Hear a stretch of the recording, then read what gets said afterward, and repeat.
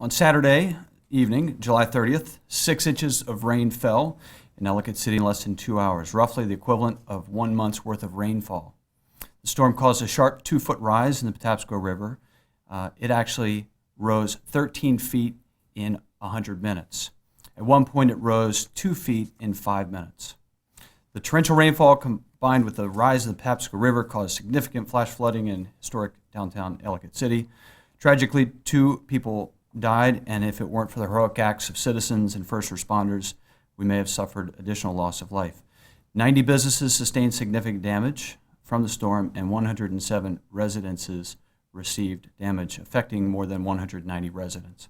In total, 249 vehicles had to be removed from the affected area, and an additional 22 vehicles had to be extracted from the Patapsco River.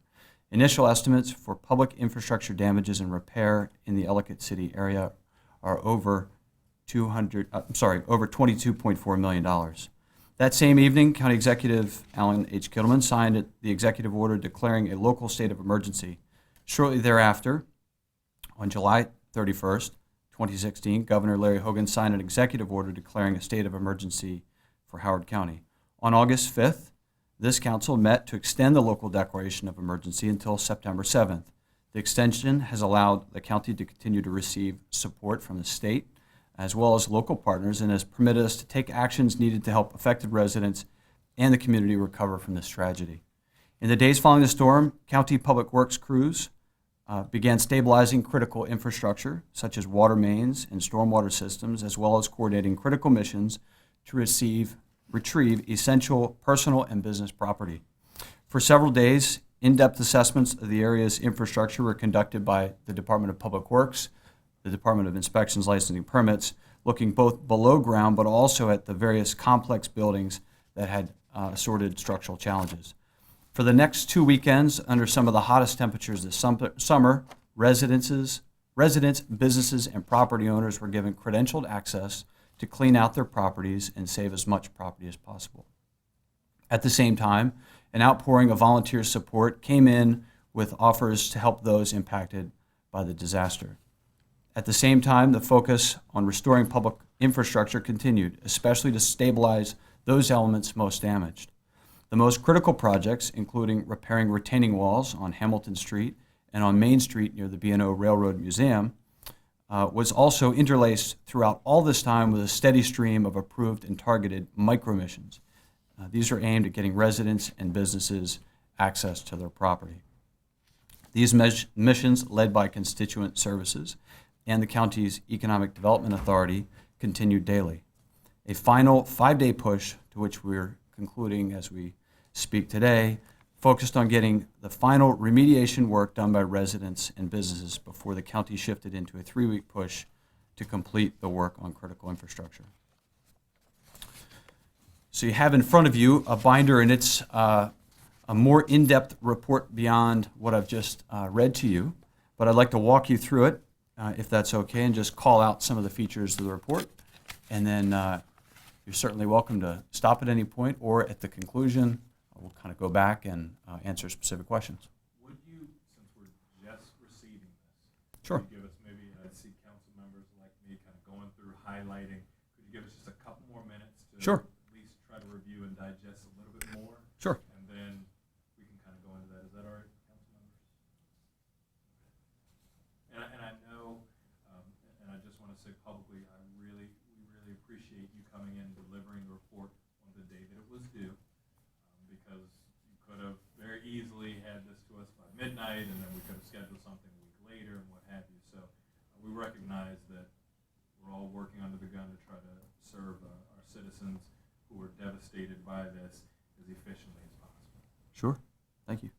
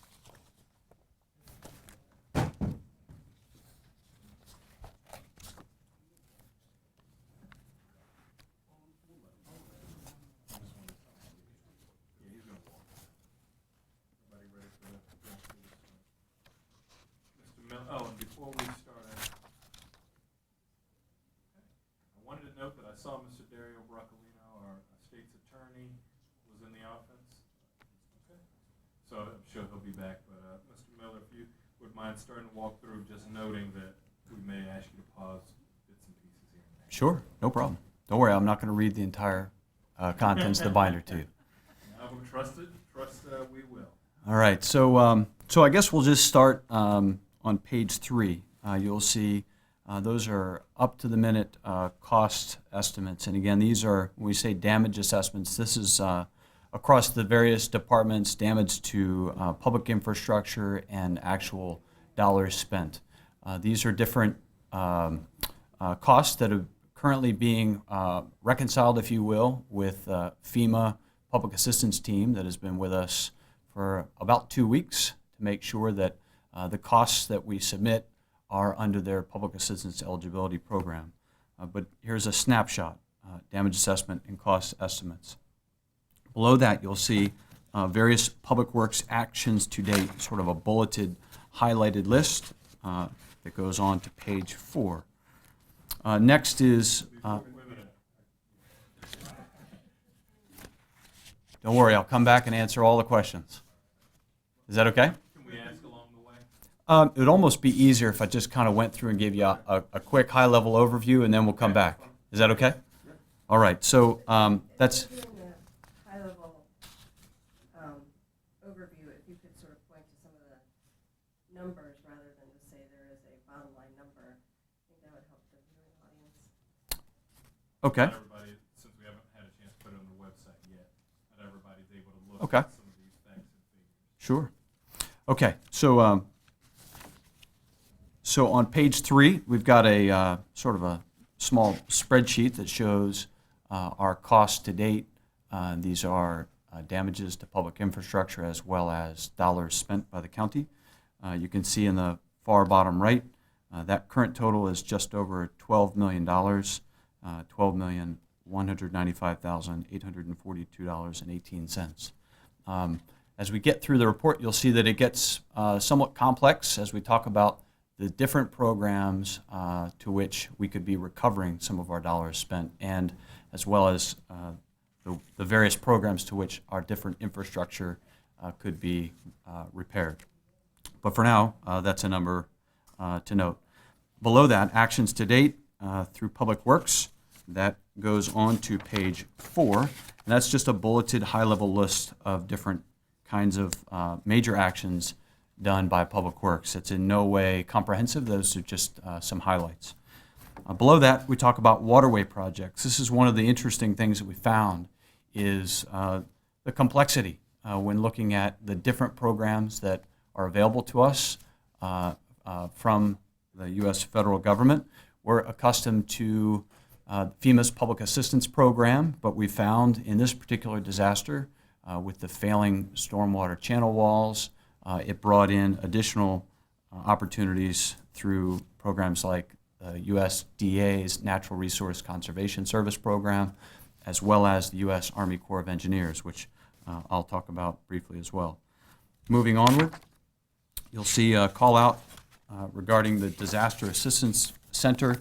This has been hosted continually since 2 days after the disaster struck us, and it's been hosted at the 50 Plus Center. So we've just called it the Disaster Assistance Center, and it's frankly one of the features of this recovery that we're most proud of, a one-stop shop for our affected residents, property owners, and businesses. And that's operated continuously, nonstop, till today, and it will continue on through the rest of the week. Moving onward, a small inset box that calls out the different kinds of encounters we've had as people have come to the Assistance Center seeking information and assistance. Speaking of assistance, you jump down to the bottom of the page. We talk about housing assistance. Top of page 6 in your binder. Housing assistance, this is a continuum of assistance that spanned from the immediate aid of Red Cross. Literally, the storm struck on a Saturday night. We had some folks who sought shelter at the Roger Carter Center, but then were immediately provided housing assistance by the American Red Cross, who's been a fantastic partner from the very beginning, even a preparedness partner, and then through this response and recovery, on into intermediate and long-term housing solutions. to which we're in now, being offered by the Department of Housing. What we call our micro missions, that's a term that you might read in the report. These are business and citizen missions that have been coordinated by the Office of Constituent Services and also Economic Development Authority. This began a couple days after the storm's impact, where both of those two groups led missions, which, Ellicott City is a pretty crowded little town to be able to restore public infrastructure, but as well provide opportunities for residents and businesses and property owners to gain access to their property. Literally had to start out early on ATVs, on UTVs, to get them down to their property to retrieve those critical personal and business items. So some detail there, some actual numbers regarding those various missions that have been conducted. And that continues on through today, where now we're no longer doing the single missions, but it's actual working directly with businesses and property owners for more expansive access to their property. Again, interlaced with the recovery of critical infrastructure, which has all had to go on simultaneously. Then, if we can move on to page 7, volunteer management. It's been an amazing outpouring of support from both official volunteer organizations active in disaster, to which we call VOADs, as well as spontaneous groups that have sprung up to provide assistance. We also operated a volunteer mobilization center, I'm sure you're aware of, up at Walmart parking lot for about a week before we shifted the registration of those spontaneous volunteers to the Disaster Assistance Center. Moving onward, the health department has been a fantastic partner as we've worked through the recovery, doing ongoing sampling of the waterways, the Tiber River, as well as the Patapsco, to which there was a damaged infrastructure along the Sucker Branch, releasing about 5 million gallons of sewage per day until it was stopped and repaired by the Department of Public Works. Some of those essential supplies necessitating airlift using the Air National Guard. As well, the Howard County Public School System, as usual, close coordination with our friends at the school system. They have worked with us to make sure they understand the boundaries that might prevent normal pickup and drop-off of students, and through their pupil transportation office have worked out some alternate pickup sites for students, as well as those students who have had to seek temporary housing outside of Ellicott City. The school system is extending their services to those families. Public information and messaging for the last 3 weeks acknowledges that people get their information in different ways. Some just come to the Disaster Assistance Center, and we want those residents and property owners to be able to get real-time information that we deliver into their hands. But also, a lot of information is gathered via social media, as you might imagine, with some metrics for the reach of that information being profiled in this report. Should also point out that the ability just to put information into people's hands has been valuable as we've been in the community, both Lower Main Street and West Main Street. And then our good old-fashioned call center has been running continuously also for the 3 weeks, where people just want to call in and ask particular questions. We made that available. The section about mutual aid is where our friends from around the state have come to assist us with some inset boxes that detail the kinds of assistance that we've received, as well as beyond that section. I'm now on page 10, a call out to the kinds of resources that we've received from our state agencies after Governor Hogan asked that not just the Maryland Emergency Management assist us in our response and recovery, but also made the resources of his full cabinet available to us. There's also some detail in there about resources that came even outside the state. Our incident management team that was on site for 2 weeks brought in members from as far away as Colorado to assist. us in the management of a really complex situation. Beyond that section is the Small Business Administration Declaration. That was a key early resource unlocked by the Secretary of the U.S. Small Business Administration. That made low-interest loans available to our residents and business owners. And for simplicity, we co-located their operation at our Disaster Assistance Center. The Presidential Federal Disaster Declaration request is spoken of on page 11. That request was made on August 12th by Governor Hogan, so a little over a week ago, and it is not yet been signed by the President, and I can answer some more questions about that if you'd like. The next section is on the Natural Resource Conservation Service Grant Program. I mentioned FEMA has been on site for about 2 weeks. We're under FEMA Region 3, which is in Philadelphia. They sent representatives down right away at the request of MEMA Director Russ Strickland. And when they came, we quickly utilized their help in understanding the various programs that are available to us. As I mentioned earlier, we're used to the FEMA Public Assistance Program, but in this case, there was a USDA program available that required damage assessment and information collection, as well as the Federal Highway Administration's Emergency Relief Program. Also mentioned the U.S. Army Corps of Engineers and their work to help us do some emergency clearing of the stream channel. Those are 4 programs literally stacked on top of one another within, at times, even about a 100-foot area. So you can imagine sort of the untangling of the different programs, all of them aimed at helping us recover.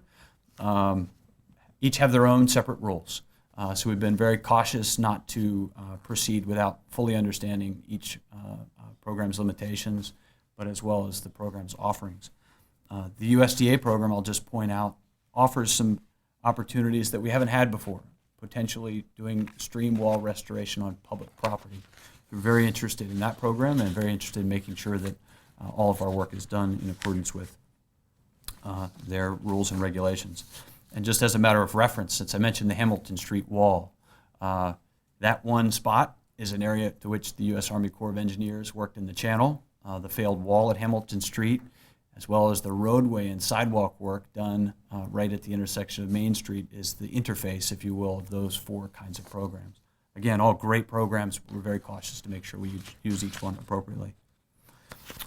We then speak of County Executive Kittleman's desire to continually shrink what we call the no access area to maximize access, all with an eye on safety and security, but also to make sure that we're able to continue the essential work. The recovery section, we were fortunate that recovery planning for Howard County actually began long before the disaster struck. We had a draft disaster recovery plan in place that had a framework for us to operate from. That's at the very end of this section, tab 1 in your binder. And that's what we call the short-term and immediate recovery organization. This was actually in place prior. It calls out, similar to our emergency support functions found in our emergency operations plan, these are recovery support functions. And the various departments had signed off, had viewed, participated in, and approved the various roles in the recovery of a disaster. So we were able to quickly put this into play. Almost finished here. As we move on to the other tabs in your binder, tab 2, this is a list of all executive orders and declarations, starting from the very beginning. The declaration of emergency, the exercise, the executive's emergency powers to include the restricted area, the continuation of the declaration, also the delegation of authority for our incident management team that came down from Pennsylvania. Executive Kittleman had to delegate some level of responsibility for coordinating the work inside the perimeter to our incident management team leader, while he, though, retained the overall responsibility. The 2 council bills relative to this this disaster, the state's declaration of emergency for Howard County. The governor's request for presidential disaster declaration is included. Our request to the U.S. Army Corps of Engineers to come into Howard County and help us with that emergency work. It's key to point out that when the governor requests a federal disaster declaration, that's a tripwire that allows us to also simultaneously ask for the U.S. Army Corps of Engineers assistance to do emergency remediation, to which they've done work in two areas of Main Street, the Hamilton Street area and Lower Main Street. Also, we have in here letters to Senator Mikulski, Senator Cardin, and also Representative Cummings, requesting help with clarifying the provisions of the Federal Highway Administration's program relevant to Main Street. Last, the Small Business Administration's emergency declaration. Tab 3 includes all of the press releases issued to date. And then for those who like maps and visuals, we included just a list of maps that might help us as we walk through your questions, as well as see the kinds of things that we've mapped over the last 3 weeks. The first 3 maps show the watershed, the various divisions to which we've been operating. The fourth is an emergency plan put in place to get through this past weekend should we have threatening weather. So we had an emergency action plan ready to evacuate if necessary. A snapshot of damaged buildings with the number of units. Lot D, this was the plan as of this morning to continue to release some of the parking to merchants and property owners. And then lastly, glad to report that the vehicles have all been removed from the river, but initial mapping with the various GPS locations of vehicles and large debris within the Patapsco, to which we partnered with the Maryland Department of Natural Resources to remove.